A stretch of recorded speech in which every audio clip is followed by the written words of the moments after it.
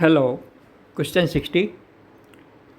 For the given circuit, calculate the voltage Vc across the capacitor. Solution. Use here Ohm's law. Vc equal to Ic multiplied by Xc is equal to Vs upon Z multiplied by Xc equal to tan sin phi t divided by R plus Xc multiplied by Xc. We put the value for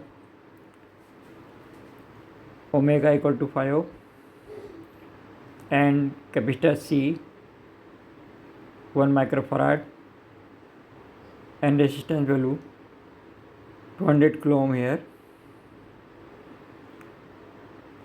So this is equal to tan sin phi t divided by 1 plus j.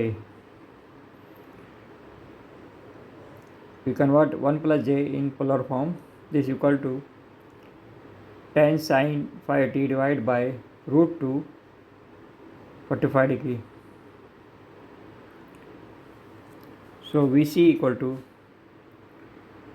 7.07 sin 5t minus 45 degree. Okay, thank you.